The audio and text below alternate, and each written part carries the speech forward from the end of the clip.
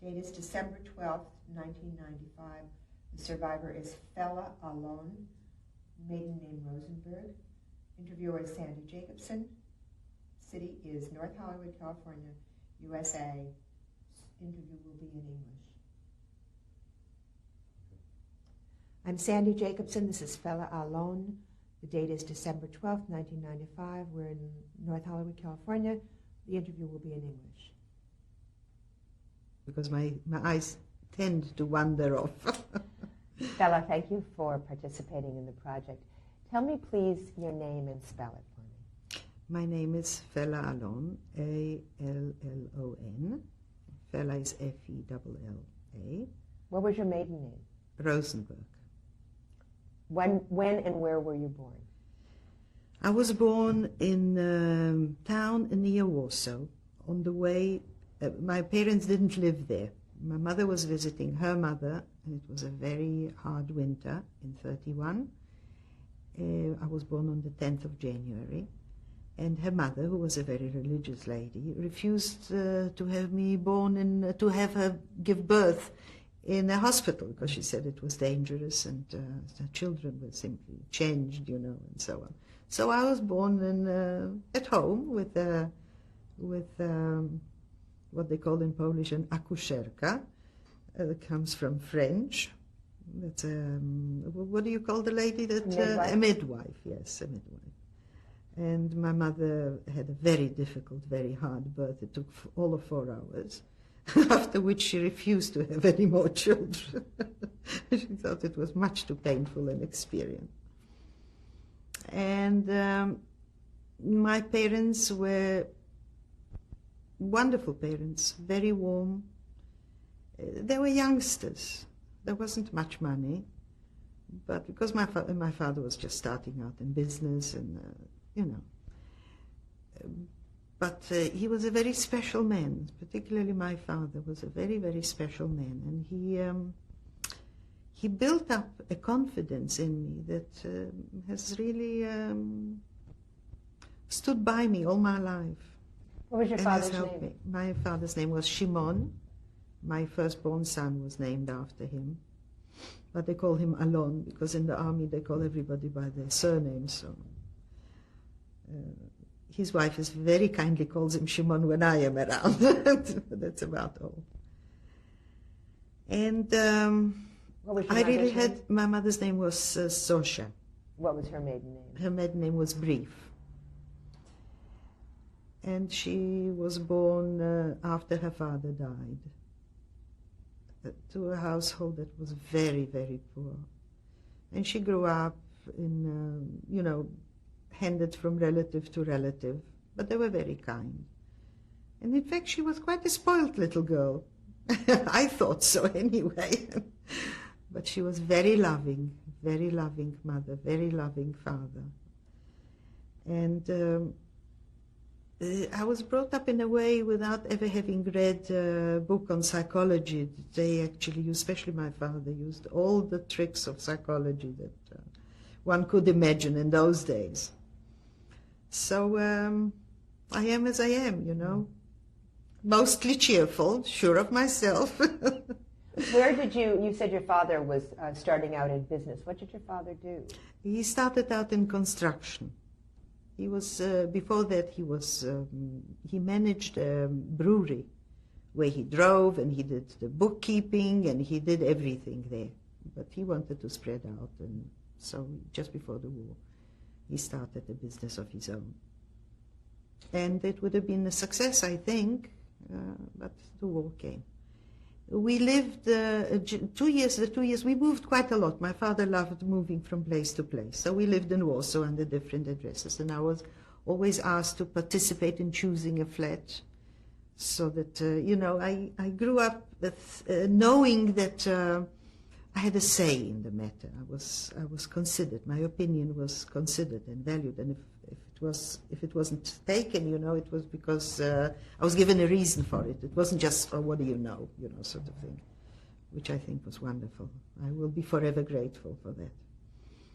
Do any of the flats stand out in your mind? Yes, because we lived also in smaller towns, not always in Warsaw. But we moved, we lived in a place just outside Warsaw called Żerań. Now it is part, there is even a tram that goes there. When we lived there in between 36 or 37 and 39, used to take a little interurban train. And on one of the stations, 2 stations away from our place, there was the school I went to. I went to 2nd grade because I was too advanced and too old to go to 1st grade. Being born in January, I was 7 already, so I couldn't go to 1st grade.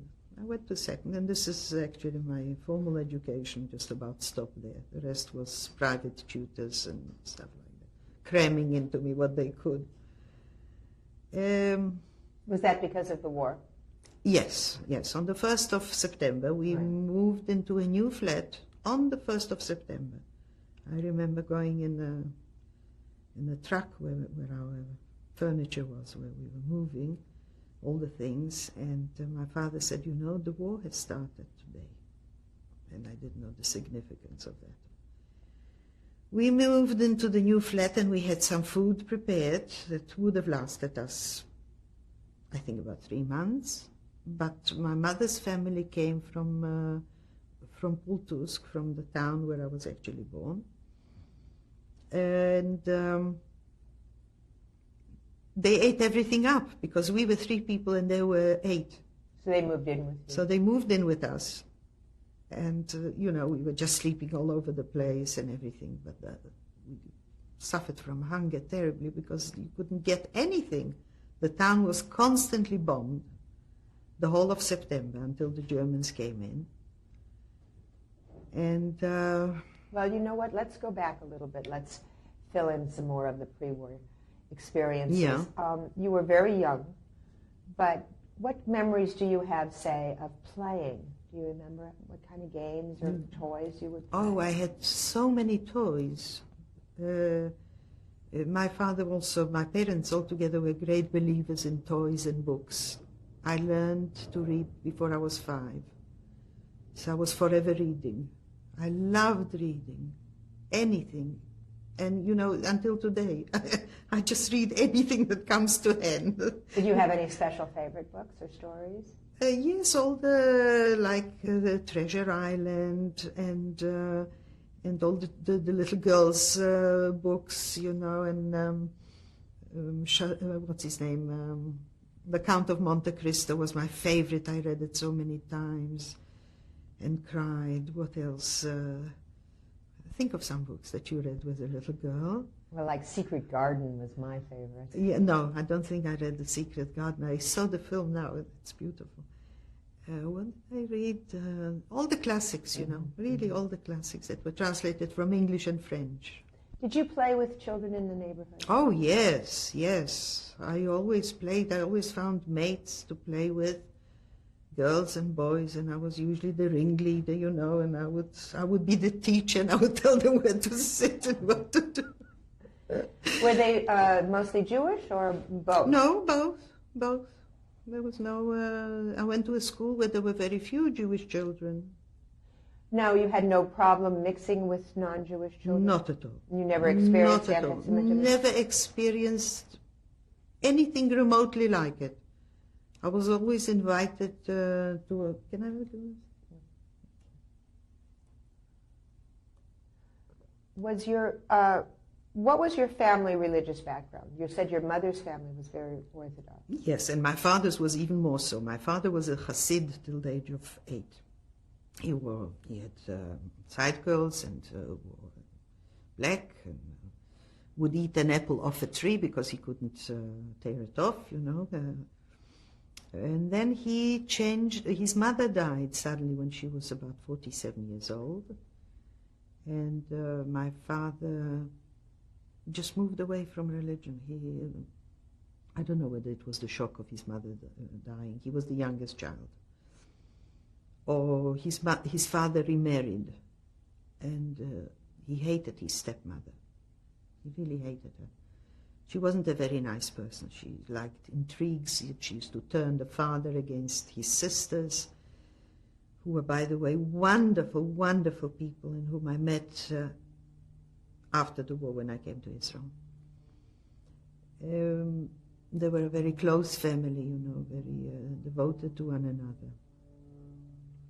And they were very wealthy once upon a time.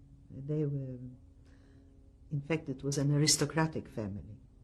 It was a misalliance for him to marry my mother, who didn't have a father and lived with a stepfather. But both my grandfather on my father's side and my grandmother's second husband were partners in a mill. They owned the mill.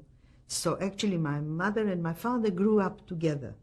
It was, you know, like an estate. There was the mill and there were the houses. And they grew up together and they always knew that they're going to marry. She came there when she was about 7 or 8. And he was 10. Or maybe even younger than that. And it was always, they were a couple. They were going to marry. And they married as soon as my father finished the army. And I was born soon after. The Polish army? Yes. Yes, he served for 2 years in the Polish army. Was that during World War II? I mean, one? No. My father was born in 1906.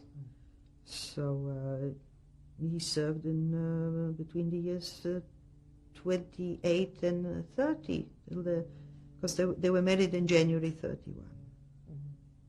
You were born in January. So they were married in March. Sorry, they were married in March of 1930. Yes, I was born 9 months and some days. And some days, 3 weeks. You know, anything else would have been a disaster. So now, what was your experience of your grandparents or your aunts and uncles? Did you see them a lot? We saw them a lot. They used to come and visit. My mother had 2 brothers and 2 sisters. The sisters were in Kenya. They moved in the 20s, and the brothers lived in Warsaw. And they were wonderful. I loved them so much. They used to come, always bring me presents. I had a lot of toys that I played with, and I used to pretend, you know, make conversations, and like only children, you know. If I didn't have somebody else to play with, then I played with myself, my dolls, and I had kitchens and sets and everything. There was always money for that, always. And there was not a lack of anything, you know. We didn't live in luxury, but I never felt any lack of anything. Did your family celebrate any of the Jewish holidays? Yes. We used to go to my grandparents. And Pesach, for instance, we would spend one night with my grandmother and one night with grandfather, on my father's side, because there were always 2 nights. And I don't remember Rosh Hashanah that much. I remember Pesach the most, because I always wanted to stay awake for Eliyahu to come in through the door that was open, but I always fell asleep. That I remember well. And what else do I remember? There were always weddings and family occasions and britot and bar mitzvot and everything, and it was always celebrated, and I was taken everywhere. In fact, I wouldn't be left alone at home. Mm-hmm. I had to be taken everywhere. Did you have any religious education? No, none. My father became anti-religious, literally anti-religious. He wouldn't let my mother, he was a socialist, and he believed in being fair to people, in being honest, and he said that not what goes into your mouth is important, but what comes out. And so this was my religion, you know. I was taught to respect people, no matter what their social standing or financial status, and I think it was wonderful. Mm-hmm. All right, let's talk now about your first memory of trouble in Europe. Was it that day you moved? Was it No. I heard. First of all, we met some German Jews that came. This was actually my introduction to whatever was happening. People that had to leave everything and run away from Germany. And you could feel there was an impending doom, you know, sort of feeling of that. But not enough to make people run away. Was there any talk in your house at all of leaving? There was at the beginning of the war particularly. My father wanted to go to Russia, and he had what was a great commodity was a car, a truck. And so that was... he had a truck? He had a truck, yes. So why didn't the family go? Because my mother wouldn't leave her mother behind. And my grandmother died in 1940, in February 1940. And by then it was? By then it was too late. You talked about your grandmother coming with 5 people, or? Yes, she came with her husband and his children, who my mother grew up with. So, you know, they were her sisters and brothers, actually. So did they continue to stay with you in Warsaw? No, they left. They left after the bombing stopped. They left. They found accommodation of their own. They only stayed a month when the bombing was. Do you remember that month of being so crowded in the apartment? Yes, I remember. I remember there was a little girl that said, "I'm hungry, can't I have a piece of bread, please? Can't I have a piece of bread, please?" And there was no bread, there was nothing. We didn't have anything to eat, you know. There was just, everything was portioned off, and because you couldn't go out. There were no bakeries, there was just bombing all the time. So how long? Constant. A month, 28 days. Before you could get food supplies again. Yes. So whatever we had, you know, we shared, and it lasted that long. But we knew that we didn't know how long the bombing would last, and it was constant bombing, constant. So, you know, we really suffered from hunger. This is my first taste of the war. Mm-hmm. When the German Jews had come through, did they give you any inkling that as Jews you were going to be in more trouble than the Oh, definitely, definitely. By then everybody has read Mein Kampf, and I don't understand why they didn't run. They didn't take him seriously. He meant every word, unfortunately. So then, did your grandmother and her family go back to their town? No. They stayed in Warsaw already. Into another? Nobody went back to the little towns. Whoever left and came to Warsaw. That's where there was such a lot of people in the ghetto later, because they were from all over the place. Did they live near you? Yes. So did you see them regularly? Only until they closed the ghetto. And let me just make sure, your grandfathers on your father's side, where were they? They lived also not far from us, and in fact he stayed with us at the end. His wife wasn't around. She must have stayed with somebody else, I don't know. But I remember we took in my grandfather, and my mother looked after him. And this is when, because there was gossip, you know, there were rumors that my grandfather objected very strenuously to my father marrying my mother. And then he denied it. He said there was no way that a really, truly believing religious Jew, and he was really a wonderful person, very tolerant as well, would ever say a thing like that. He said, this is not, if it's meant to be, it's meant to be. And my mother was very, very kind to him. Very kind. So from that point, after the war, after the bombing, what do you remember next? First of all, I remember the bombing. I remember standing at the gate. We lived in a new block of flats, a huge block of flats. It was like the whole area was just being built. That's why I don't remember the address exactly. I couldn't tell you the name of the street or the name of the area even. I think it's my son coming in just now. He's got a key. So you said that you were going to tell me a story. Yes. While the bombs were falling, and my father refused to go into the shelter. Everybody was sitting in the shelters. They had proper shelters there. So whatever my father did, I followed, unconditionally. So I wouldn't go in, and we would stand and watch the bombs fall, and the ground shook so much that the buildings, you could see them like trees, you know, in a very strong wind. They sort of moved a little. It was the most terrifying sight. When you see a building like that, it's not disintegrating, and the bombs are not falling on it, but all around. And the ground is shaking. And I was standing there looking at this, and I thought to myself, I'm probably going to die. Now, I wasn't quite 9 yet. And I thought to myself, everybody dies. I think it was very peculiar of a child of 9 to have these thoughts. And I said, if a person is going to die anyway, sooner or later, it doesn't really make such a difference if it's sooner. So what's there to be afraid of?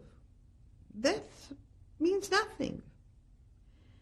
And you know that this has helped me so much. I have actually developed a philosophy of life. At that point, I can remember the scene. I was standing by myself. My father wasn't next to me. I was all by myself.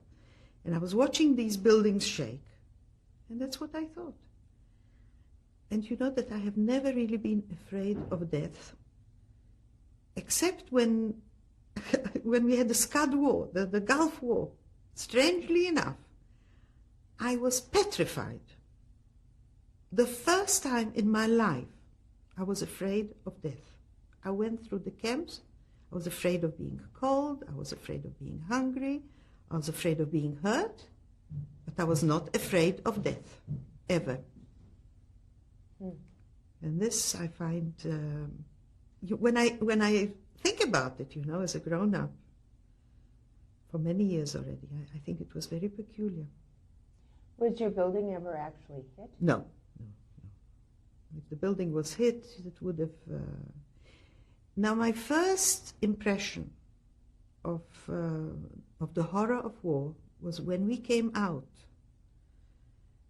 The first time we walked in the streets, and I saw it was a platform that a horse, I don't remember the horse, I remember the platform. And it was, must have been the second day already, because they gathered it up. And there was a huge mound on it of something very peculiar looking, little pieces of something. And I asked my father, what's on that platform? You know, the 2 wheels, it had 2 wheels, and it was a little bit offside. And he said, these are pieces of hands, like fingers and toes, that they are gathering the bodies. And these are the pieces. He realized what it was before I did. And I will never forget the shock of that mound, you know, sort of slightly pinkish. It was so horrible. But that's what it was. This is what we learned to live with. And that was actually my introduction to the horror of war. Do you remember after the bombing stopped, and you said it was about 28 days, was that the first time you'd gone out? Yes. Do you remember then how you got food from that point on? Yes, my father brought food from stores that opened. You know, they had. He probably knew where to go. They started to bake bread straight away. That was the first commodity. I remember my father saying that he would never eat horse meat. He said he heard that during the First World War, people ate horse meat. He would never lower himself to it. And he brought wonderful meat. My mother cooked it, you know, and everybody ate. And my mother was a good cook, and it was delicious, apart from the fact that we were so hungry. And then he said, you know, it was so tasty that I'm going to get, that cow was so good that I'm going to get the feet to make a jelly, calf's foot jelly. And he came back, he said, you know, this was horse meat. So much, he said, famous last words. I said I would never eat horse meat. But that wasn't a deterrent anymore. Right. So this and your father still had cash to buy the food? Yes, yes. The food didn't go up that much yet, you see, because people didn't, it wasn't a black market sort of thing. Everybody was in shock. What was normal? What was life like? Did it ever return to anything like normal after the bombing and before the No, ghetto? because they started every day there was another decree.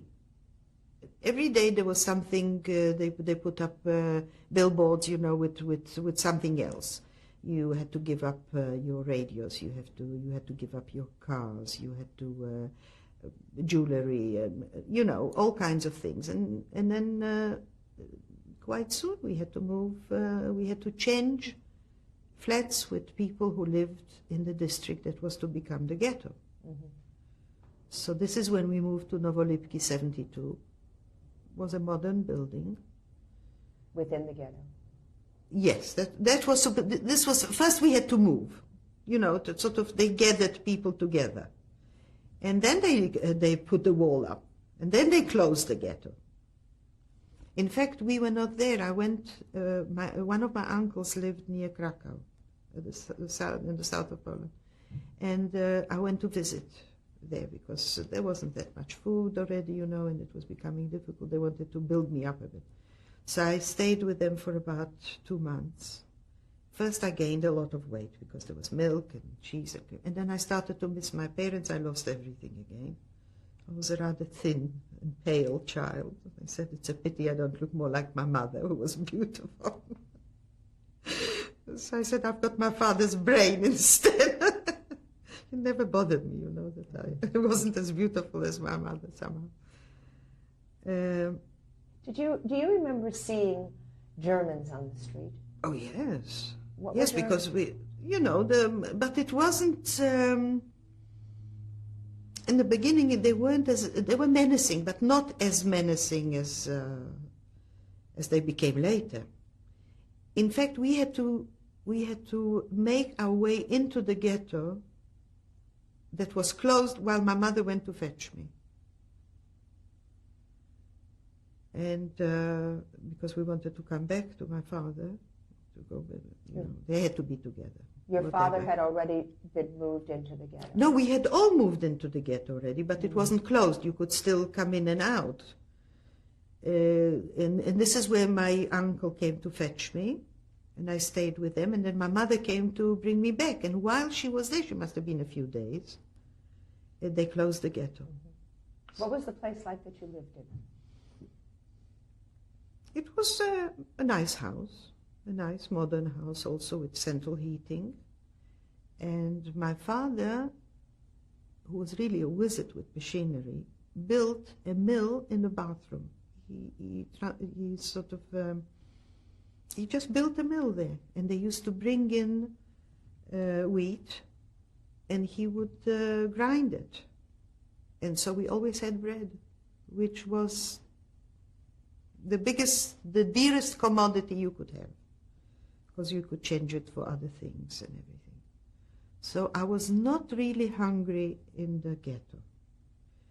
And yet I remember the ghetto as the most terrible experience was the ghetto, more than the camps even. Why? I don't know. I remember the bloated children dead on the streets.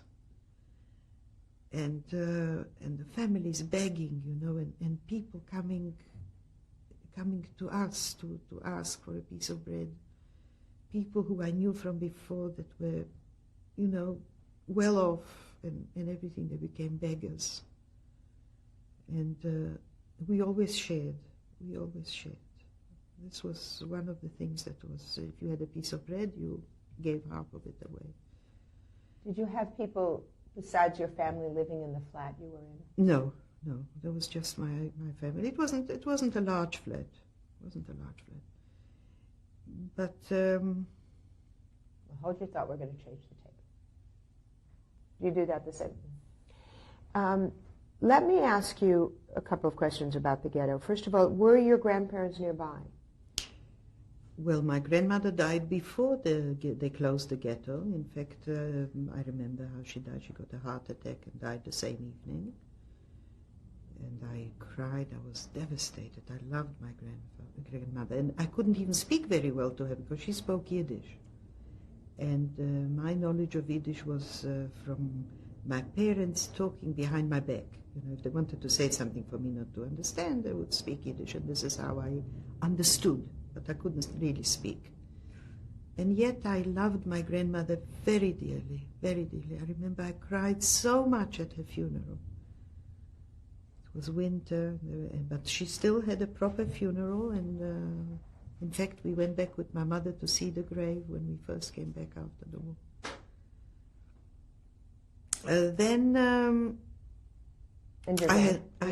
My grandfather was still alive. He died in the ghetto already. I think he died in 41.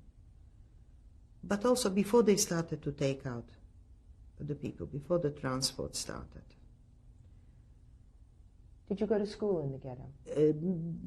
No, it wasn't a school. I had a private tutor with another friend of mine who lived in the same building or next door.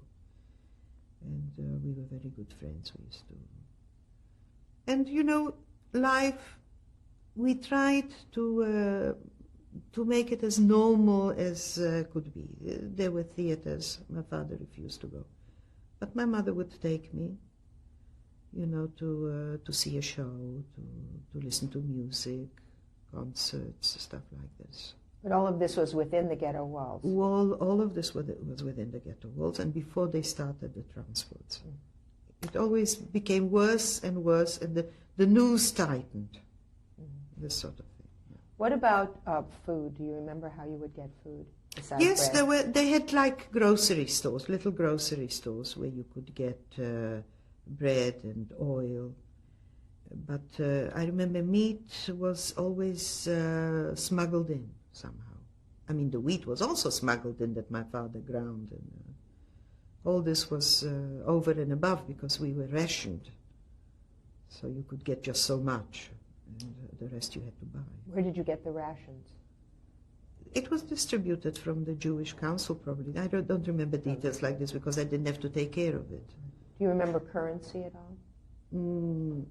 There must have been currency because I remember my mother figured out that when she was stopped on the street, and she was stopped a few times. By whom? By the militia, by the Jewish police. You actually didn't see a German in the closed ghetto. None. Only later when they started to take the people out. And the first transports, the first months, only the Jewish police were rounding up people. They started with the religious ones. I remember people being humiliated before, you know, at the very beginning, when you could still come in and go out from the ghetto. Whether it was within the district or outside, I don't remember exactly, but I remember the Germans humiliating a Jew, cutting off his beard, cutting off his earlocks.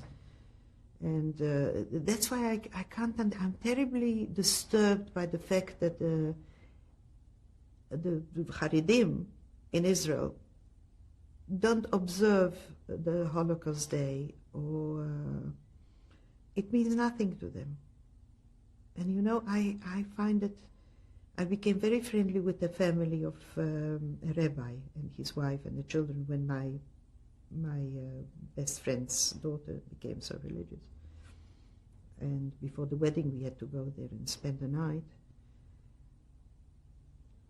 And then they made a bar mitzvah for their son. They had seven daughters. The eighth one was a son. And he became, when I met them, he was 12. So I attended a few weddings of the daughters, you know, 4 daughters got married, and charming people.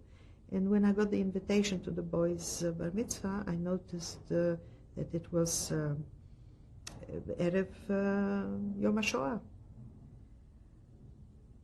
And I phoned the Rabbanit. I said, Chaya, you must have made a mistake. It's impossible.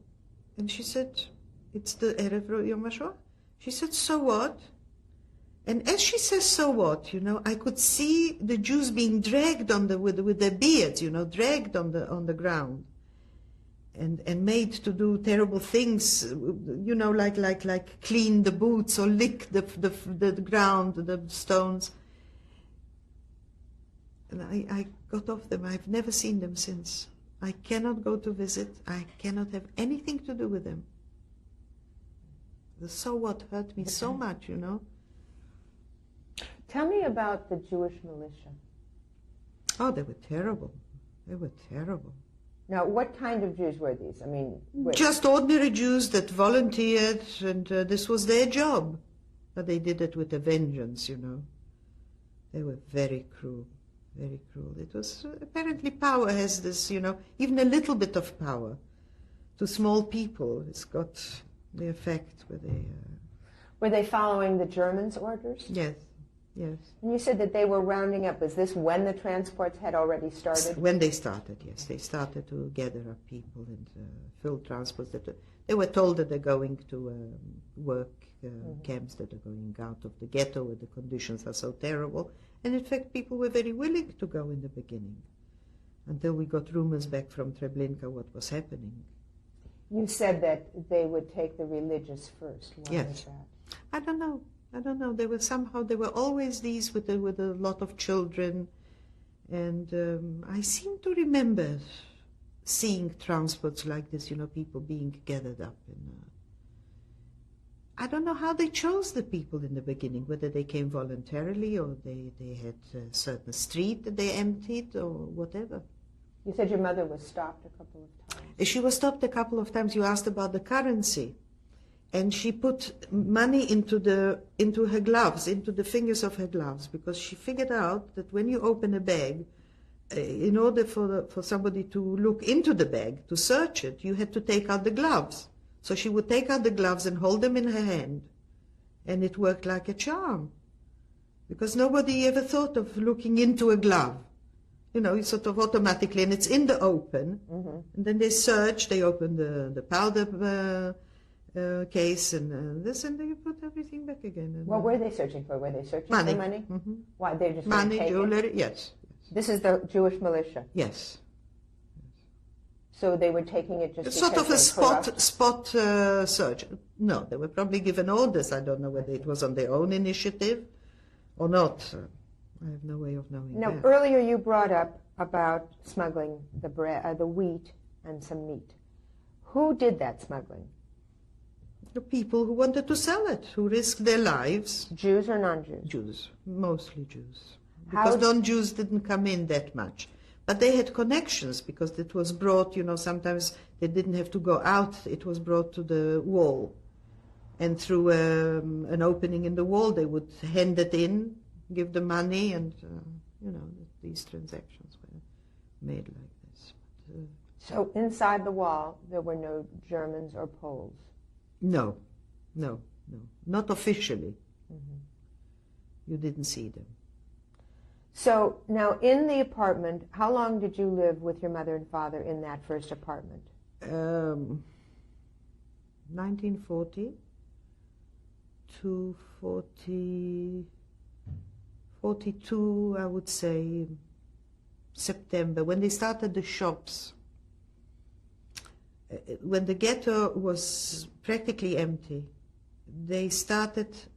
A shop was a group of people that worked for a certain factory, or and the families were allowed to stay behind.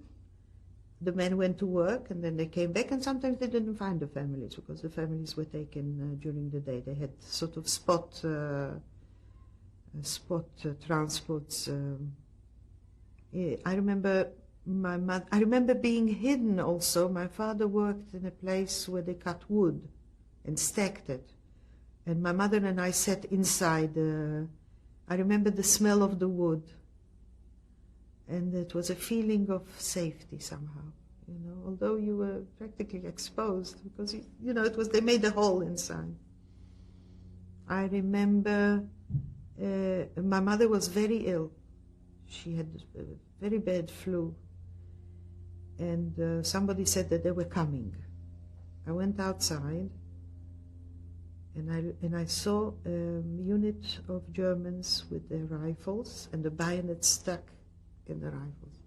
Now, I had a dream where I saw something like this before the war, as a child.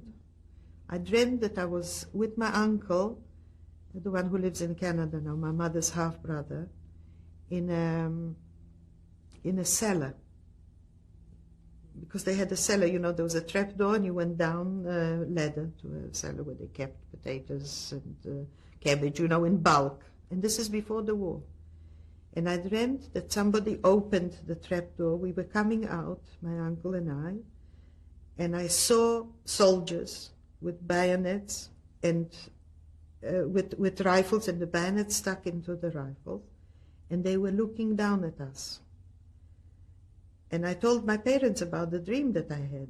Must have seen a picture someplace, you know, of soldiers, and they were talking about the war coming and so on. It was at least a year before the war, because this uncle went to Kenya on my father's ticket, because my father wouldn't leave us. They sent only one ticket for him to go and to work his way, and then they sent for us. And my uncle went instead. Instead of going into the army, he went because my father wouldn't use the ticket, so he went. And you know, I looked at them coming at the end of the street, and I said, no, we can't wait in the room for them. They are coming. And I dragged my mother, and she said she can't go, and I literally dragged her on the floor, you know. We lived on the ground floor, and got her into the shelter just before they closed. It was a hidden shelter, you know, that was dragged her in. And the people, in fact, didn't know that we came in because it was dark already. They closed the door behind us, and then we heard them come. They went through, you know, another house, and so on. We sat there a few hours. We heard them come into the house, break down doors at random, not all the doors. We heard shooting, and when they went away, we sat another hour, you know, later to wait for them to go away. They didn't take anybody. They shot. Whoever they found in the room, they shot. They shot 3 or 4 people. There was an old woman and somebody upstairs with the 2 children. But I remember the bodies that we saw later. And they were positive that my mother was and I were one of those, because we didn't come into the shelter. They didn't see us. So they were really delighted to see. That was one miracle. Another was when we were hidden in a lavatory, because it was the smallest place. That's the only thing. My father was at work, and they came also at random. We didn't live in this house anymore. We lived across the street at 53. This was 253.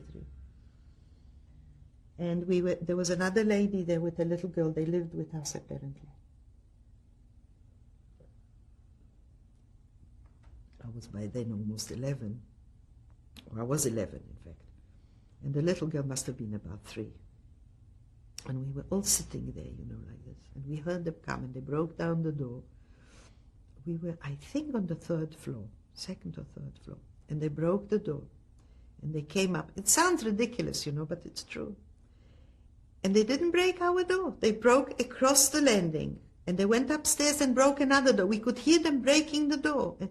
And you know, this is the first time people say that hair stands up on the back of your neck. It does. It absolutely does. When you're so afraid of them coming in, you know, you feel the back of your neck sort of stiffening. And the little girl didn't let a peep out of her mouth. You know, she was quiet like a mouse. And we sat there, and when we came out, there were broken doors across the landing, downstairs, upstairs. They didn't break our door. There's no explanation for that, none whatsoever. It just sounds ridiculous. So you were hiding in the bathroom of your own apartment? Yes, it wasn't the bathroom, it was the lavatory was separate, just to the lavatory, it was the smallest place, as I said. We sort of felt that if you're in a place like this, then you feel a little safer, as if you were hidden. Which was ridiculous, because if they had come in, they would have shot us there. Now, when you say they were shooting, was that after they were shooting the families. This was already right. in the shops when the men were away at work. They weren't transporting the families; they were just shooting them. And they were shooting. Were the transports or these raids done systematically, or would they go through the streets up and down? Would they sort of take one street a day or something? That's what I said. I don't remember. I cannot tell you whether it was done at random, whether it was done street by street or whatever. I remember once before the shops, before when they were still taking transports, we were made to kneel, a whole group of people that it must have been from a few streets. And again, something very peculiar happened. I'm telling you, I'm quite reluctant to talk about it because it does sound like a lie. It sounds ridiculous, but it's a fact. I was there. They were taking people and they needed another 300. I heard them say that day because I understood Yiddish, so I understood. 300. And they were counting. And they came to our row. We were in maybe 10 or 12 people in a row kneeling. Men, women, and children. And they were taking out people, older people, women, children, people that were not, couldn't use for work. And they came to the row behind us. And I remember I looked around, and the only two candidates there was the little girl and me, the one that was hidden before with us. I don't remember her name. And they stopped behind us, and they were counting, and they came to 290 something, and suddenly somebody shouted from behind, "Genug, enough." And they went away, and they were the row behind us. So I was just meant to survive. Absolutely. So your father was working in a shop? Yes. He was working. Is that the wood? No, this was another shop. He was working in a bakery, maintenance of the machinery there because it was an automatic, with electricity apparently or something, and he was working there. This is within the ghetto, of course. This is yes, of course. This is towards the end already. The 42, end of 42. He even got friendly, I remember, with an assessment that was there. That said that he wishes he could help him, he could save him. But there was very little he could do on his own. He maybe could smuggle my father out, but he couldn't smuggle us out, and my father wouldn't go anywhere without us. Then they started to talk. There was talk about, there was always a hidden radio, where we knew where the Russians were. And when they were across the Vistula, the people, the remainders, some of them were preparing for the revolt. And my father, in fact, was preparing guns for them.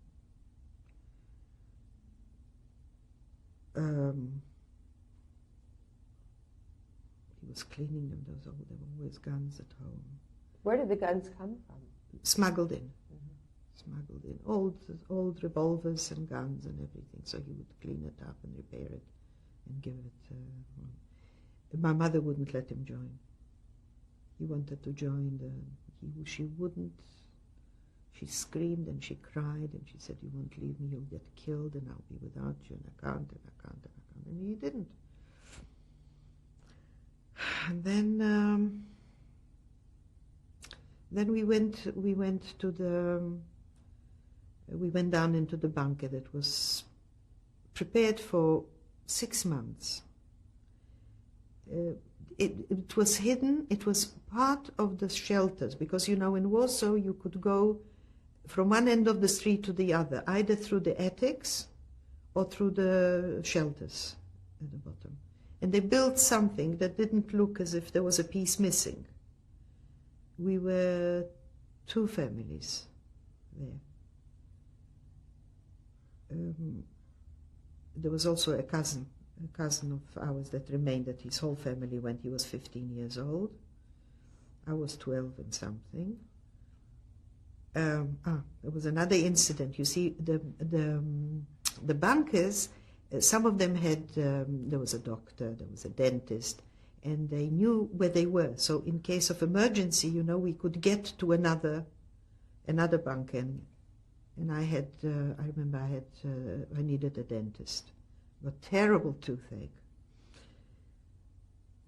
We went It was like something in a sea movie, if there is such a thing, you know. There was my father with a gun, with a flashlight, because he was counting on the element of surprise, that if somebody comes, he won't know that we are there, but we are expecting him. And they didn't really run around there looking for people at that stage. There was a war raging upstairs, you know, there was the revolt. And I was hoping that somebody would come and shoot us. I wouldn't get to the dentist. I'm following my father in the dark, you know, hoping something will happen to save me from the dentist. And I'm swollen like this, you know, an infected tooth. But unfortunately, nobody found us and nobody shot me. And and we got to the dentist and he removed and there was a special signal, you know, for them to open. And he removed my tooth. We went back, and I was so unhappy about it. And a few days later, we were actually not discovered. When they started at the very end of the revolt, they started to throw bombs. They started to burn. First they burned, and then they threw the bombs. And the neighbors, and we decided not to come out. We decided to stay there, and you know, whatever happens.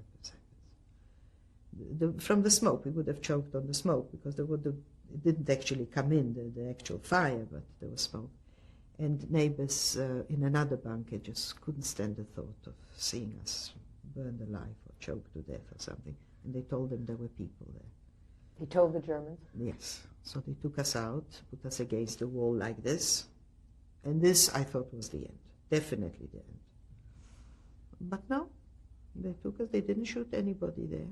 They took us to Umschlagplatz, which was a transfer in Warsaw. There was, you probably heard, if you interviewed other people from Warsaw, a transfer place. And from there we were taken to the trains. Now, was that a square? No, it was a building there. It was a building where we were kept, I think, overnight. I think we went the next day. I remember they asked my father for money. He looked prosperous, I don't know why. And he said he hasn't got any money. And they started to hit him. My father could have taken them apart, literally. He was very, very strong. And my mother got up and she said, and she came to stand next to him, you know.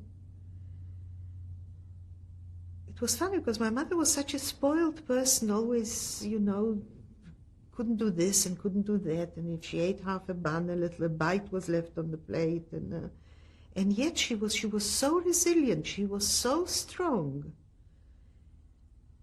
You know, to get up and stand next to somebody who you don't know if they're going to shoot in the end or not, and she said, "This is my husband, and stop hitting him, and he hasn't got any money. He would give you money if he had."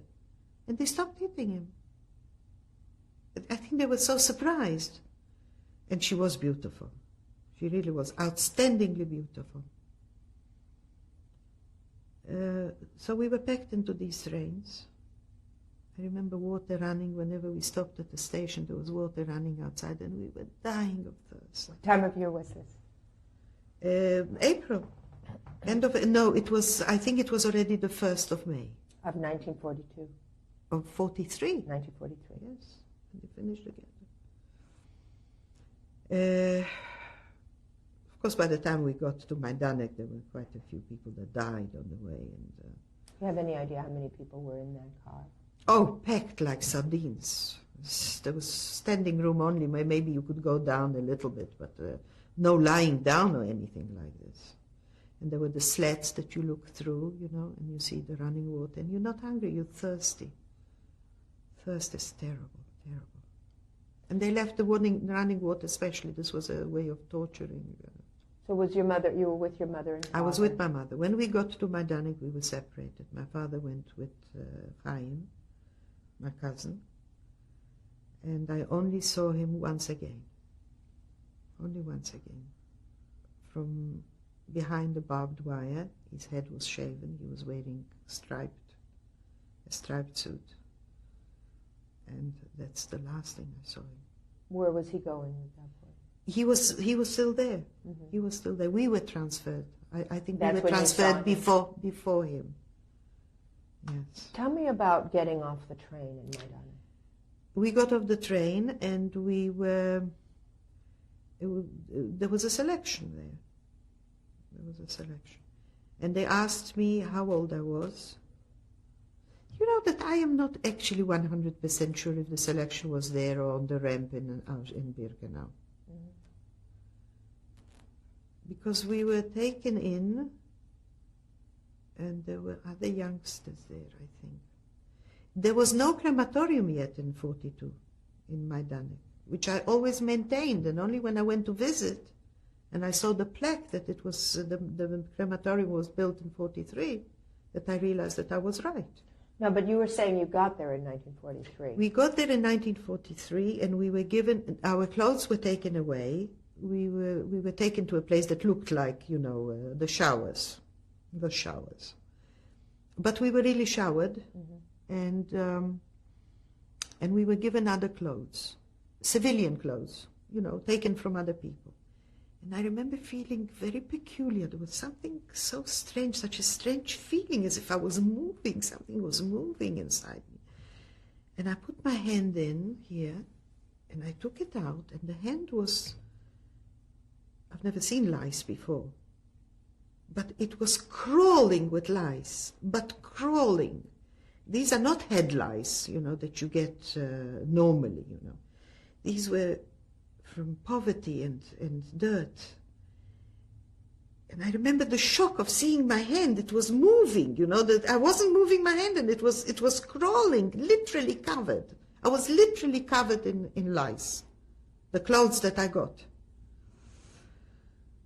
And I don't think I ate anything in the 2 months that we were there. Maybe the bread that we got, because we were taken to a field to work. Now, a field worker I was not at the age of 12. I couldn't bend, and I was hit once over the spine. There was one that used to go on a Brigida was her name, Brigida, on a horse. And she would just, she had something like a baseball bat, maybe a little thinner. And she would just hit people. And she hit me once. I was bent over like this, and she hit me here. Normally, I could never straighten out. I'm sure I would be in hospital in traction for months. And then I, just carried on. But I remember the break for lunch, so-called lunch. We couldn't push, so we were always left behind, my mother and I.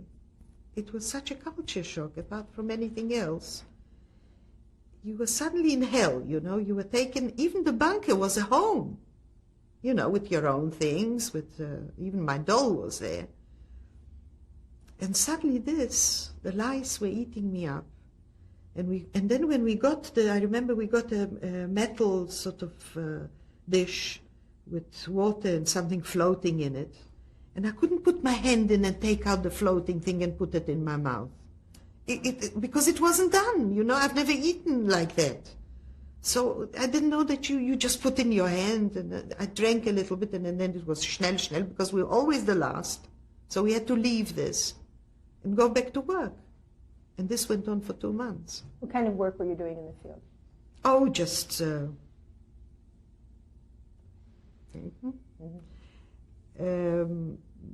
mostly the food that they grew for us. What do you call it? It looks like a beetroot, but it's white. Rutabaga? Or parsnip? Turnip? Turnip. Yeah. They made soup from So that. you were farming. I mean, you were doing... Yeah, sort of thing like that. But also, you moved stones from one place to another. And it wasn't anything really productive. All right, let's stop now. There were other children in Majdanek. I don't remember any children. How then did you manage to, only 12 years old, how did you manage to stay alive? That's just it. I don't remember if the question was asked in Majdanek. I went through the selection in Majdanek with it. They asked me how old I was. And I said I was 16. How did you know to say that? My father told me. He heard from people that, in fact, I think this is just about my first lie. Because I didn't know that lying was something that was a part of anybody. You just told the truth. There was no such thing. He told me to say that I was 16. I was rather surprised that he would say anything, but he explained. He said that I was big, well developed. You went through it naked, so they saw how developed you are. I've lived with this all my life, this development. And I said I was 16, and he asked me, but I think that this was on the ramp in Auschwitz. So there they must have just, because they didn't ask me twice. It was definitely once. He asked me where my mother was, and I said, here, and he looked at my mother, and then he said, no, all this was in Auschwitz. Majdanek, we were just taken in, separated the men from the women, and we went in, and apparently there were no small children anyway there anymore.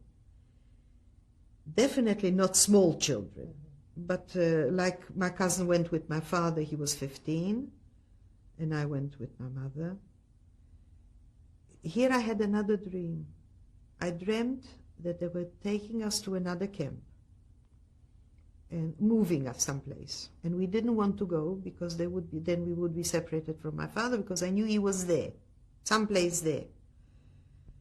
So we hid under the barrack. The barracks now look different. They are closed. They must have closed to reinforce it because it might have collapsed. But it was like on stilts. In your dream? No. For real? It was for real. Because I dreamed that we hid there, and I knew that that the war was going to end in 2 days. Within 2 days, the war would end.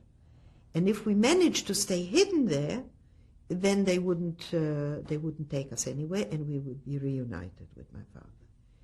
But and then the order came that we were being transported somewhere else, and my mother and I hid under this, and we were discovered, and we walked in the sunshine. I remember to the place, there was an open space, a square, where the people were standing.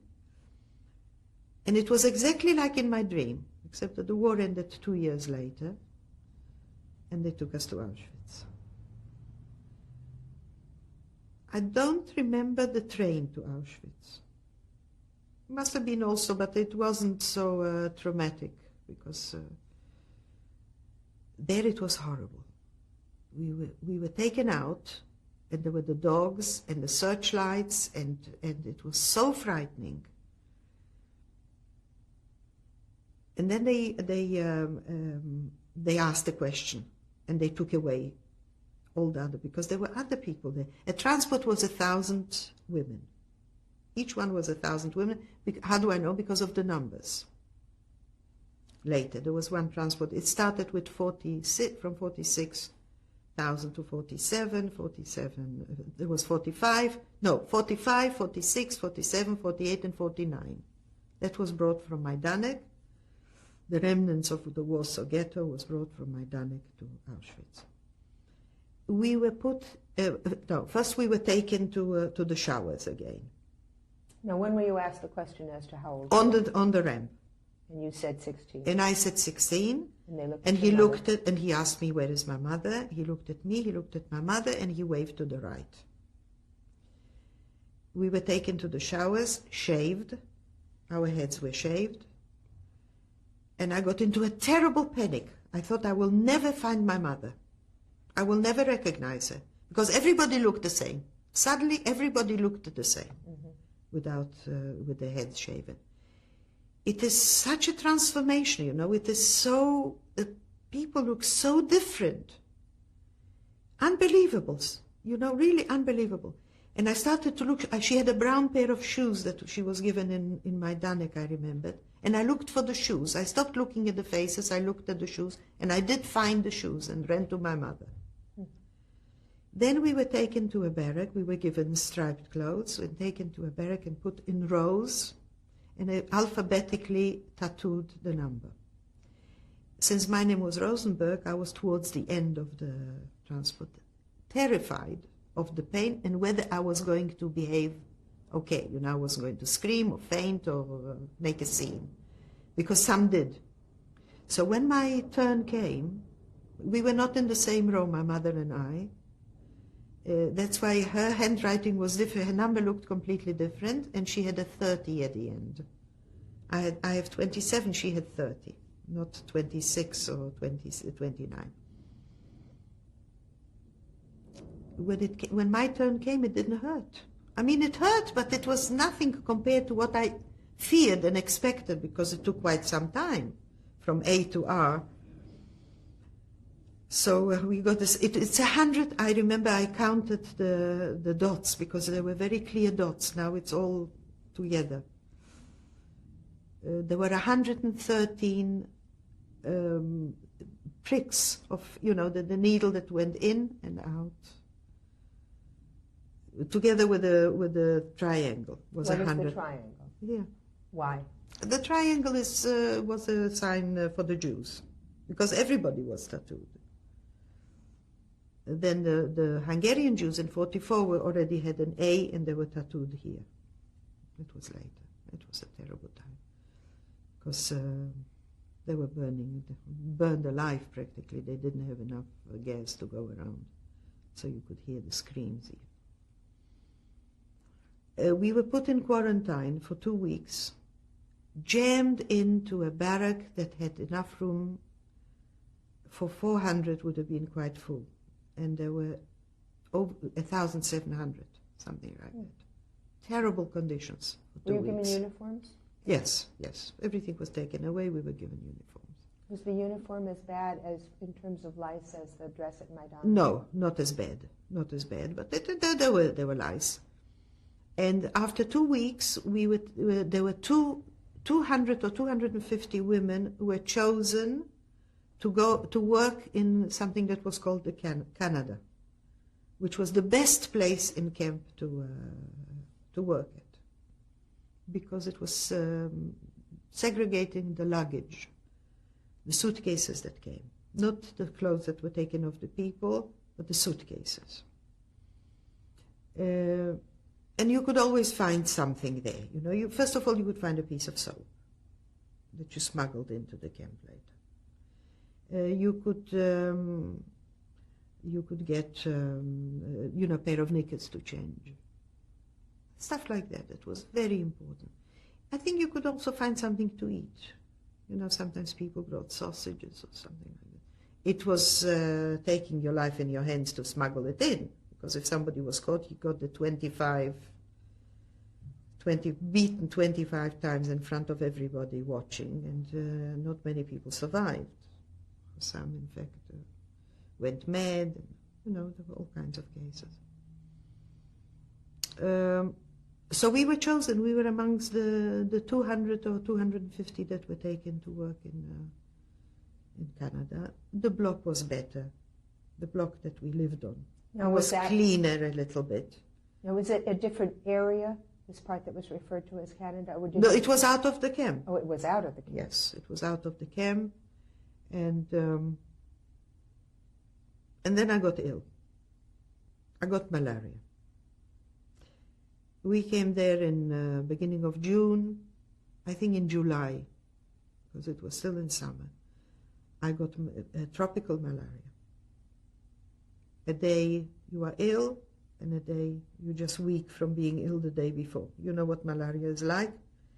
You get, I would throw up in the morning first thing, then I would shiver for about 4 hours. You could stick needles into me, I couldn't feel anything.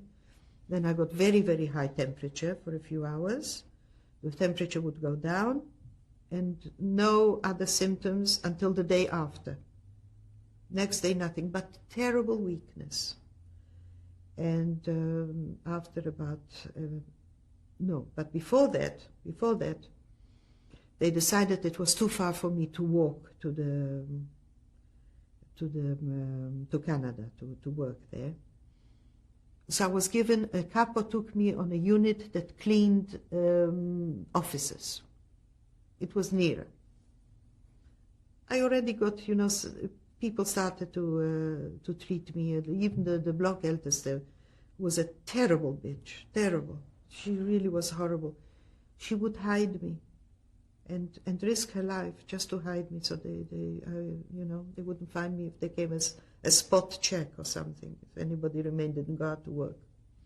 And she killed somebody in my presence. She beat her head against one of the banks, these beds.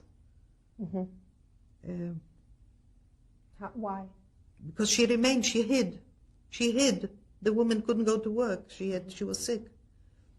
And she found her. The block Älteste found her. Is it Bakatowska Jewish? Yes. She was a young Jewish girl that was from the first transport that came from Slovakia. And she beat this woman to death? Yes. She held her head and she beat her until she died. And I saw it. I saw it from the hiding place where she hid me. So she would hide with that other woman? Yeah. Because she risked her life. If they would have found me, they would have shot her as well. But it's very significant. This place where I worked. The capo put me on a ledge of a window, and she gave me something, rags or paper or something, and she said, clean the window. I knew how to clean a window. I had no idea how to clean it. But I sat there, and then I got a shock. I saw somebody pass that looked exactly like my father. Exactly, but I knew it wasn't him. He was wearing a striped uniform. His head was shaven as well, but he had a red triangle. And altogether, I knew my father. It wasn't my father, but he looked so much like him. And the man looked up, looked at me, and he seemed very shocked also. He sort of like that. And he passed. On the way home, the capo told me that he was a German, a political prisoner. And he asked who was this girl sitting on the ledge, because he had a daughter that looked exactly like me, which was not surprising because I looked like my father and his daughter was my age. So when I got so ill, he asked about me. He used to ask about me. This is the only time I saw him, because then I became ill and I couldn't even walk there. And they told him that I was very ill, and I didn't have much chance of surviving because my heart was getting weak. I needed medicine, and he got me medicine. He had connections with the Germans, apparently, being a German. He got injections of Coramine for my heart, with the syringes, with everything. He brought quinine that I took, and this saved my life, because my heart wouldn't have survived without any medicine. And I had it about over 2 months. Every second day I was getting weaker and weaker and weaker. I couldn't eat anything, even what they managed to bring for me, I couldn't eat anything. And my mother said I looked not 16, I looked 9. And I passed every selection, The selections, she couldn't hide me because they were counting the people. And my mother always I was always in the first row. And it's as if they didn't see me. I've been thinking a lot about that, What goes through a person's mind when he's selecting people to go to their death? And he sees a little nothing there, standing there, with 40 fever, 104 or something, like that. In fact, I wished, they would take me away so I wouldn't have to stand there. And they don't see me. I don't know. They don't see me. They decide, no, let her live, let her survive. How do you explain a thing like this? I do so wish that I could speak to an assessment that worked, what went through their minds? Why would they let somebody survive like that? 2 years. It's not that they, how many hundreds of selections you go through? And you can imagine my mother's heart when her daughter is standing there, and any second she'll be taken away. She hasn't got much chance of surviving. I had everything possible. I had boils on my neck, you know. I had a boil here that was for 2 weeks or something, so did my mother. You couldn't scratch. The luxury of scratching was something that we dreamt of, like I dreamt of a bread and a knife. That was my dream. The knife was an integral part of the bread. I had to have a knife, so I could cut it straight away or something. And yet I went through all these selections. And then my hair grew a little, and I grew a little. And then we were transferred to Auschwitz, from Birkenau to Auschwitz. There we were for a few months. We were there when they caught the girls that tried to blow up the crematorium. They were hanged, and we stood there for about 8 hours. The standing was so difficult always, you know. I remember them hanging there. And then we were taken on the death march. When was this? In January 45. When you were working in Auschwitz, when you were in Auschwitz, Not when Canada did you work? anymore. This was, we were working for Union. Union was a munition factory. Night shifts. Mostly I was lying under the table there, you know, because... What kind of work were you doing, or supposed to be doing? It's an assembly, you know, a screw, you tighten a screw, or you put a screw into a screw, or a bolt into a nut or something. With your mother? Yes, always with my mother. All the time with my mother.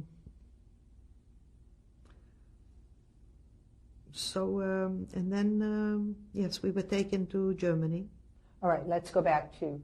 The death march. Yes. Now, in January of 1945, what led to the death march? What was your thinking then? What did we you were think? just put on the road. We were put on the road and we started to march. My feet got very swollen straight away. I had shoes with this little heel that I was given, or my mother found in some place, or exchanged with somebody, I don't know, but they were very inappropriate for walking anyway.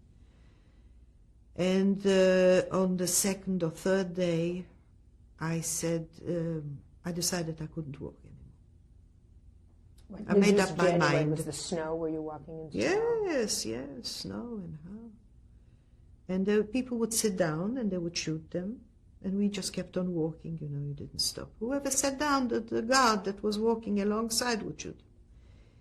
And I turned to my mother and I said, listen, I'm terribly sorry, but I cannot walk anymore. I must sit down.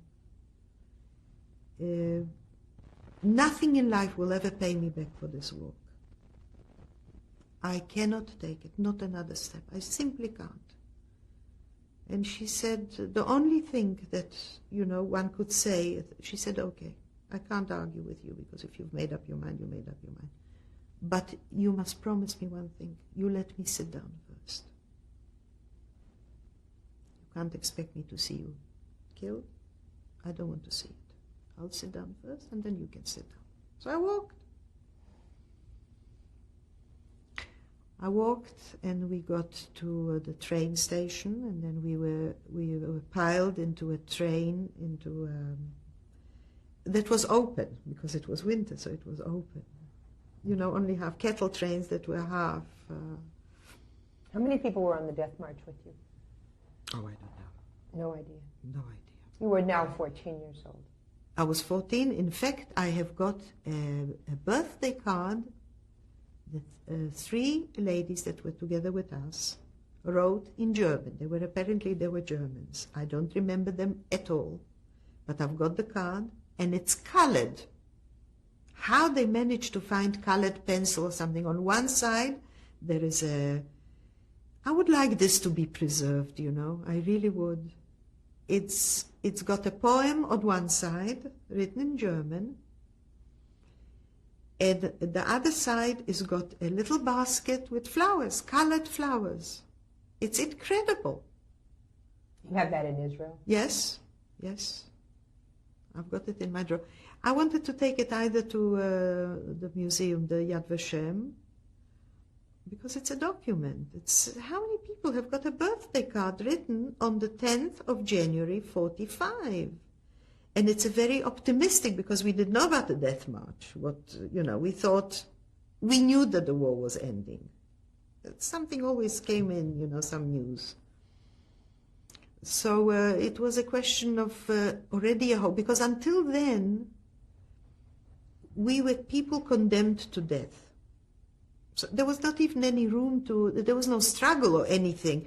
You survived day by day from inertia. You sort of, if you went to sleep and you woke up, you were still alive.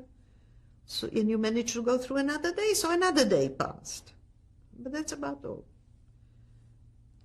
I remember people were hiding food, leaving me with food. And some of them didn't even give me anything from that later. Because I was ill, so I was mostly in the barracks. And they would give me vegetables or something. I never took anything of anybody's.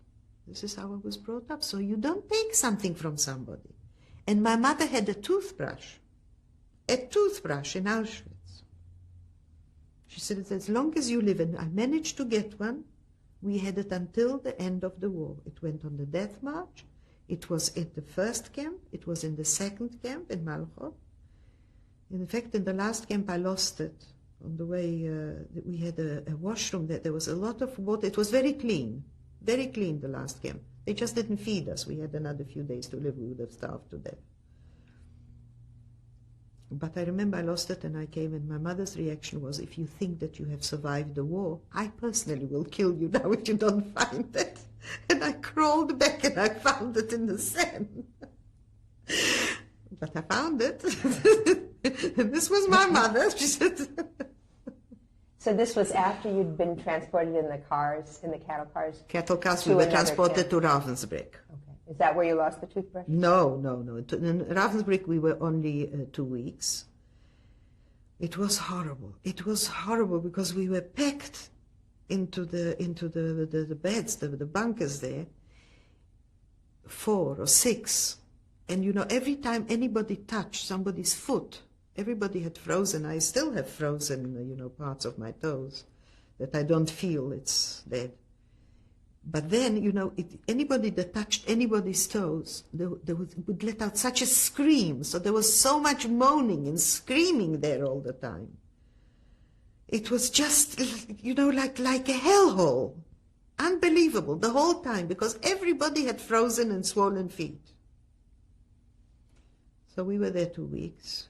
And from there we were transported in a cattle train, but it was closed this time, and not so full. I remember we went through Berlin, where I'll never set foot voluntarily, to a camp called Malchow, a small camp, not a work camp. They had no selections, they had no crematorium there, they had no gas chambers. They just didn't feed us. We got 1 bread a day that we had to cut ourselves into 12 slices. 1 bread for the whole group? For 12 people. Can you imagine the ceremony of cutting that bread? There shouldn't be 1 crumb that anybody. Now, I had a problem with my mother throughout the camp, that she would never finish her bread. She always left some. And I was afraid that I would weaken and take some of hers. And that to me was worse than death. So I would scream and scream at her, eat your bread, and you must eat your bread, and don't leave it for later. And she would say, people will think I'm eating your bread. What are you screaming for? You're always screaming at me. But I never, ever took a crumb of my mother's portion. Ever.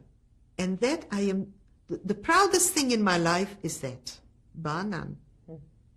Did you make her finish it? I made her finish it, and even if she left it for later, I would never take any of hers. Never, ever. So we were in Malchov, and my mother was very lucky. She worked, because nobody was working there, and she got a job working in the kitchen, not in the kitchen, outside. No. She was working in a woodshed where they got the wood for the kitchen, for the stoves. And there was an old Wehrmacht there that used to smuggle out the peels, the potato peels, because this was a kitchen for the staff. He would smuggle out the potato peels and give my mother in a little bag, and she would wash it, and we had this. This was. Could you cook that? No. We ate it raw. It was delicious. What a wonderful thing.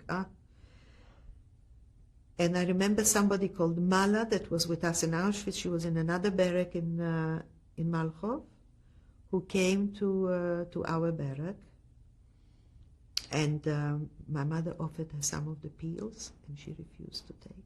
She said, "You've got a little girl, you must not give it away." And a starving person who had just days to live would not take. So you see, people did remain, the ones that had character, didn't lose their dignity. And I find this very remarkable. That's why I say that people don't essentially change. They become more so, but they don't change. If somebody will not take from somebody else, he won't take under any circumstances. He will die, and he does die, and he doesn't take. And yet I saw people, a mother and a daughter, where they were counting spoons, they were eating out of the same, and fighting over it, and screaming at one another. And my mother said, "You see, people will think we are like this. What are you screaming? bread all the time." So how long were you in Malchov? 3 months. The last 3 months we were in Malchov. And then we were taken on a march. Because they were the Russians were approaching on our side. So we were taken to my son is here. Do you want to stop? No, we'll go until he comes in. Okay. So you were taken from Malchov to where? We were taken just outside. They wanted to walk us towards the English. The English were about 6 kilometers away. But they gave up after a day because they really couldn't take us anywhere. We couldn't walk. We were much too tired. I'm telling you, we were examined afterwards by doctors, and they said that we had 10 days at the most. We would have all starved to death. So where did your action? They left us in a barn overnight. They took us and put us in a barn. And we were afraid to leave the next day. We didn't know whether they were waiting outside to shoot us or something. Oh yes, another thing. I was given, when we left when we were taken through the gate of Malchov, we were handed out stuff that was sent from the Red Cross. And I got a tin of Ovaltine, a big tin of Ovaltine. I didn't know what it was, but it looked like a chocolatey thing, it's got a label outside. And I couldn't open it. I couldn't open the lid even, this afterwards it's got such a thing inside, it can be torn already. But I had nothing, except for my fingers. And you cannot open a tin with your fingers. So I was holding this tin, starving to death, and I couldn't eat it. You know how frustrating that is? Anyway, they left us in the barn. And we were afraid to go out. We waited practically the whole day. And I looked through a crack, outside. Couldn't see anybody. But still we were afraid to open the barn door. And then I saw a Russian soldier on a horse, a reconnaissance. And this is when we opened. What happened when you saw the Russian soldier? We went out. How many of you were in there, in the barn? We were a group, I would say 20, 30, something like that. Maybe more, but I really can't visualize. It wasn't packed, We're just a group of people. And the Russians, and then the tanks came after this Russian reconnaissance. He saw that there was nobody left.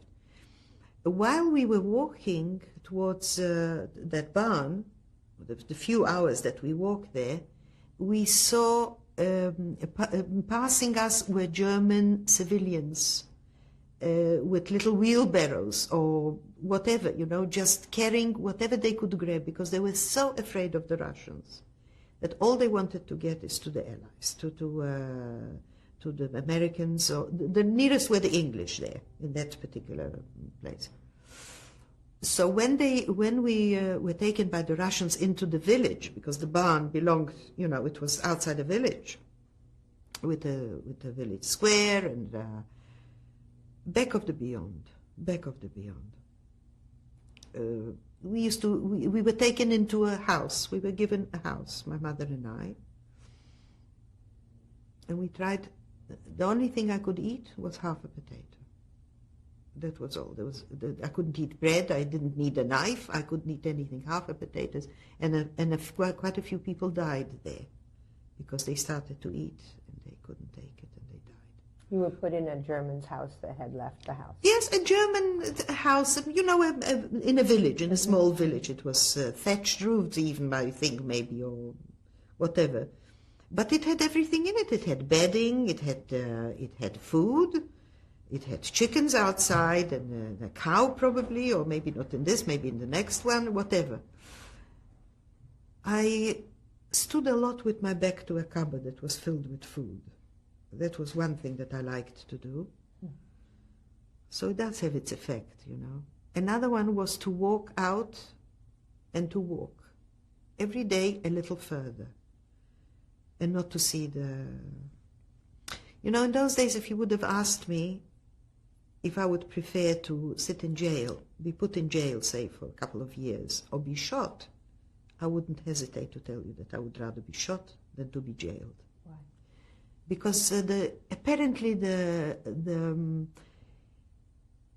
fence, the electrified fence, has done its work on my mind. There was no way that I was going to be locked up. This was more frightening than anything else.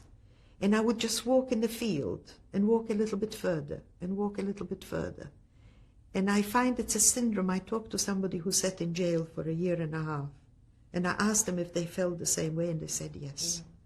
They needed the space, the knowledge of being able to just move away from wherever you are and nothing would stop you. We used to meet with the Russian soldiers, they sit and sing, in the square there and everything. And then people started to leave. People became stronger and started to leave on foot. Because, you just had to walk away and walk towards something, a railway station. We didn't know where we were. We didn't know how far it was. Nothing. There was nobody to ask. Because there were none of the Germans were left. It was completely devoid of any inhabitants of that particular village. And I was on one of my walks by myself. A young man came up to me, about 20, 21 years old, Polish, non-Jewish, and he said, why are you so sad? Why do you look so sad? And I even called me by my name, if I'm not mistaken. And I said, who are you? So he said, I know you. I've seen you with your mother in the square there. I know your name, and I know that you survived the camps. He worked in a work camp someplace in Germany. And I said, we don't know what to do because we can't start walking. We are too weak to walk. And we don't know how to get out. And it's becoming frightening because we are left with the soldiers. And most of the people have left already. There are just a few left behind.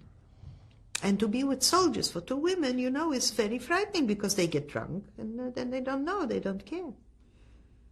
And he said, no problem. I'm leaving tomorrow. I've got a cart and a horse. I've got food prepared. I'll take some more. It was like a 2-seater, like a sari sort of thing. Mm-hmm. And in the back, he attached to it a little wagon that you could lie in. So he says, I'm bringing a pillow and I'm bringing blankets and everything. You can lie there and we'll move towards a railway station. I came back to my mother and told her the story, and she said, you know, I can't believe this. This is unbelievable. He just fell out of the sky. He probably won't. He didn't mean it. But he did, sure enough. He came the next morning. He came exactly as he promised, with everything in it. And we got on. We just got on. And we started to drive out. And about 20 minutes later, we are stopped by Russians. And they said, listen, you're a young man, and we need young men to look after the prisoners of war. So we started to get off, you know. He was taken. He said, no, I'm leaving you everything. I don't need anything. They'll give me a horse. And you carry on. So he left us. I always tell people that we changed a horse for a chicken. Because you can't take a horse into a railway, into a train. You can take a chicken. So at one point when we managed to get, it took us some time. It took, I don't know, a couple of weeks at least. On the cart? On the cart. To get, we stopped at night in various places. Some had people in it, some were empty. One where there were two old ladies there that were locked themselves up, and I had to persuade them to come out, that we didn't mean them any harm. And they told us where they had food hidden, you know, in the garden. It was buried. And German women? German women, yes, who were afraid of us. Finally we got to a railway station, and now became a problem how to get on, because there were so many thousands of refugees from different countries going in different directions. You just got onto a train that was more or less in the direction you were going to go. Also kettle trains. Yeah. Yeah, kettle trains. But this time the door was open, you know, the double door. But it was a problem because you had to get off to get food. You had to get off to go to the bathroom. And you couldn't get on again because people would take your place. And to even fight your way in was impossible for the two of us. And my mother, like with the gloves, developed a system. She looked around and she found the meanest looking person she could, but the most frightening one. And she would go up to him and say, listen, I'm here with my daughter. We survived the camps. We're on our way back to Poland, to Warsaw. You've got the only kind face around here. People are very frightening, and we need your help. And it worked like a charm. They would make room for us. They would bring food. They were respectful, I can't tell you how. We were like in cotton wool, you know. It was fantastic. And from one train to another, she did it twice, maybe even 3 times, until we got to Warsaw. We were walking on the street in Warsaw. I don't know where we were going to sleep. We had no luggage, we had nothing. And like you see again in the cinema, you know, somebody came towards us, and we were walking in this direction, and my mother stopped, and this man stopped, and they turned round, and he looked at her and he said, Zoshu, they left you your teeth. This was his first remark. He was a friend. He was a friend of my parents, non-Jew, who was married to a Jewish woman, whom he hid during the war. Took us home. They were lived in a bombed-out house. There wasn't a single house standing. Not a single house was standing then. They had sort of made room, you know, under all the rubbish there, the rubble. And his daughter, who was about my age, and I made room on top of the, you know, sort of moved away the rubble. We put 2 mattresses, and we slept under the open sky and started to rebuild the world, you know, how the world was going to be a better place already from that moment on. This I remember my first night in Warsaw. The next day my mother dragged me to the cemetery, which was across the whole town, to the Jewish cemetery. And she found her. We didn't see a soul, you know, we walked over the ghetto, over rubble, all the time. I got blisters like that, screaming at my mother all the time, where is she dragging me? Didn't I have enough? And we got there, and how she wasn't afraid to go, so many hours. The rats, there must have been rats there. I didn't, and altogether to be attacked, you didn't see anybody, you didn't see a living soul. For hours we walked, maybe 4 hours to get there, and then walked back. And then we found 2 cousins of ours, of my father's, so we stayed with them a short time. And then a very good friend, we discovered a very good friend of my parents who lived in Katowice, which is very near Auschwitz. And we lived with him until my mother got her papers from Kenya. From her brother? From her sisters. Yes. Her How did you go to was Kenya? There. We went very luxuriously. Everything was paid. No, actually first we went through Czechoslovakia, through Prague to Paris, where we stayed with relatives for 6 weeks. From there we went to Marseille, and there it was already paid for. A first class, like a love boat. It was called André Le Bon, I remember. And we had a stateroom with beds, not bunkers, one on top of the other. And women were dressed in Dior gowns. And my mother and I each had a dress and a skirt and a blouse. And we couldn't speak to them unless they spoke German. But there were some Flemish people that were going to the Congo. So we talked to them. And everybody was wonderful. They all wanted us to sit with them at their table, and they were very, very, very friendly. When very was friendly. it? This was in the beginning, must have been April 46. Okay. And then how long did you stay in Kenya? 3 years, almost 3 years. My mother got married. When she moved away, I wouldn't go and live with her. Because first of all, I didn't like her husband, and secondly, he didn't have any children of his own. And I decided that if my mother starts driving him mad with her daughter, her wonderful daughter, the most, it's not going to be any good. And in fact, they did divorce because they were really very ill-suited. But at least I wasn't there. I stayed with my aunt. In Kenya or? In Nairobi. My mother moved to Mombasa, and I stayed. I went to a commercial school there, and then I got a job as a secretary. When did you go from there to Israel? In 49, in January 49. Had you married yet? No. I wasn't quite 18. I married 2 years later. I met my husband a year later, and 2 years later we were married in 51. So you got papers to go from? No, I didn't have papers. It was illegal. There was still a war on. In fact, we landed in Haifa, not in because Lod was not in our hands yet. I stayed with my father's family, and I had papers to go to France, a laissez-passer. I didn't have a passport. I had a laissez-passer to go to France.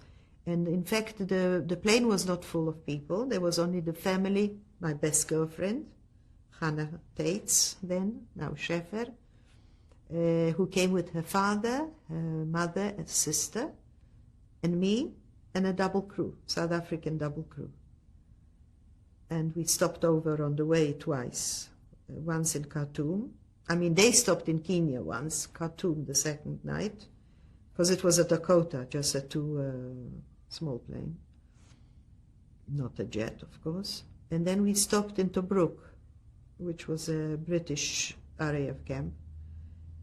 And something went wrong with the engine, so we took off and we landed straight away, and we were there 3 days. So I left on the 3rd and came to Israel on the 6th. Mm-hmm. And then you married your husband. What was your husband's name? Arik was his name. Arye Allon. We changed our name. His name was Korabelnik. He was an only son, lived with his parents in Tel Aviv. He was in the army. He was in fact, he was a cadet in the Air Force. He was about to become a pilot. But he asked me if I would marry a pilot, and I said no, so he gave it up. And you had 3 sons? And I had 3 sons. I had a son about 10 months after I was married, not quite 10 months. Thank God he wasn't born in the 7th month. My mother wouldn't have lived it down. And then I had the second son in 59. And the third one was born in 73 during the Yom Kippur War. And my husband was taken ill from shock. His friend was killed while he was handing him his coffee, my husband his coffee. But he wouldn't come to take it because he was listening to the radio if something was born or not yet. They were giving news all the time. It was a very stressful time, very stressful. My eldest son, who was 22, was in Sinai, and my husband was up in the Golan, and I was having a baby in the middle, at the age of almost 43. But you had another son. Yes. All right, let's stop the tape and then we'll meet your oldest son. Okay. Fela, please introduce us to your son. This is my firstborn son, Shimon. We are good friends. Oh, that's very nice. He's forgiven me for a lot of things I did to him when I was a mother at 20, very inexperienced.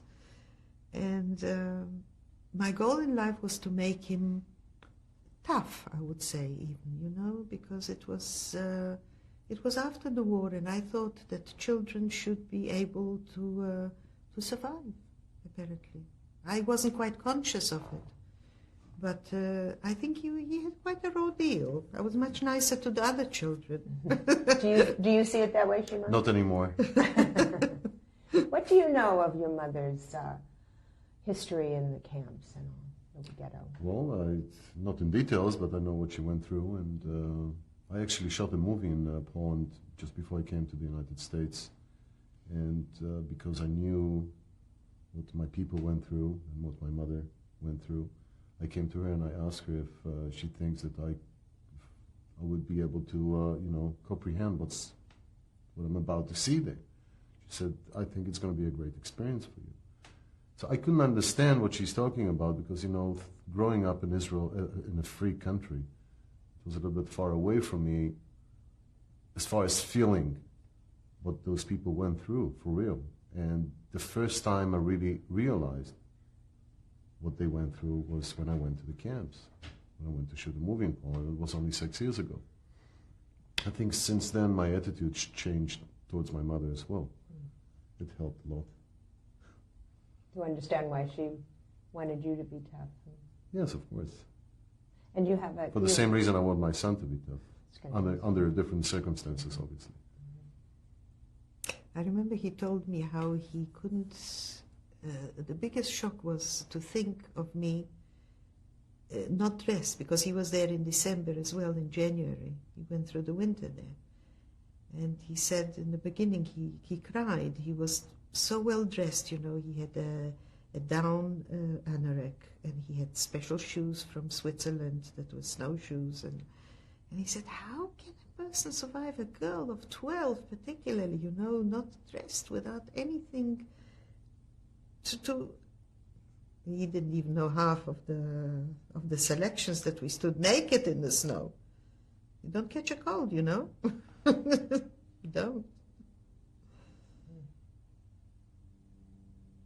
Thank you very much for talking to us, Shimon. It was my pleasure. Thank you, Fela. Thank you. The picture you see was taken before the war. There's little me in the center. I'm about 6, I would say. My mother is on the left, and my uncle, a half brother, who perished. He was in the army then, in the Polish army, and it's taken outside our house when we lived in Żerań, which was a suburb of Warsaw.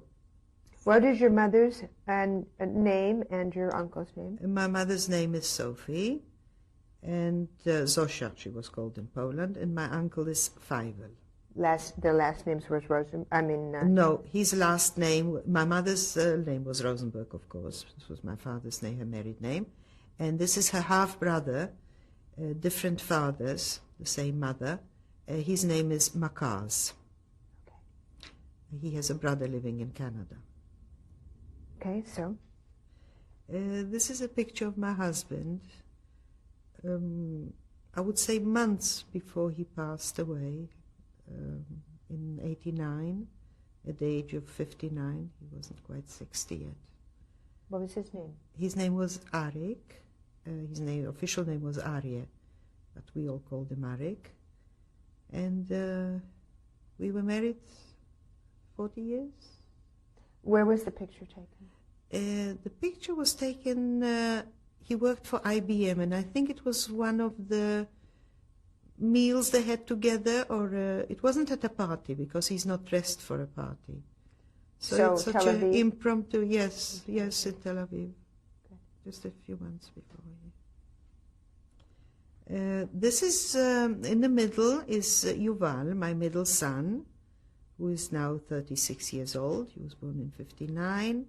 Next to him is his wife, whose name is actually Pauline or Pnina, but her nickname is Nemesh, which means a freckle. She's very freckled, and everybody knows her by that name. On his right is his eldest daughter, who is now 7. She was about 3 in this picture. Her name is Yarden.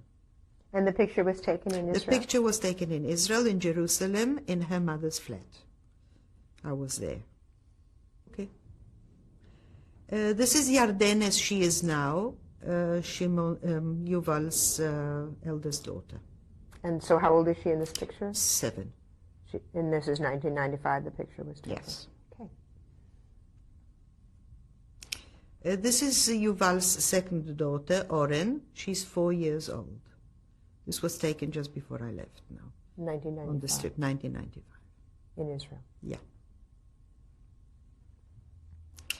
This is Yoav, my only grandson. He's the son of Shimon. They live in Los Angeles, North Hollywood, and I'm on a visit there now. In fact, the tape was made in their home. And how old is he in this picture? He's 8. So he was 8 in 1995. Yes. This picture is of Shai, my youngest son, who's 22 years old. It was taken in Birkenau on our trip there in June '95. And you can see the expression on his face reflects what he felt. This is a picture of my granddaughter Anat on her visit here. She's 16 years old, and she lives in Israel. She was visiting Los Angeles. Next to her is Shai, my youngest son, on his visit here as well. And he's in his arms is Yoav, my grandson, my only grandson, who is 8 years old. So this picture was also taken in 1995? 1995 in July. This is a picture of Shimon and his wife Rena, who was born in Poland but came as a young child to Israel with her parents. Her father died. Her widowed mother lives there. And it was taken a few years ago, 2-3 years ago. So we're going to call that 1992? More or less, yes. Okay. And where? Here in Los Angeles. In Los Angeles. Very good. This is my youngest granddaughter.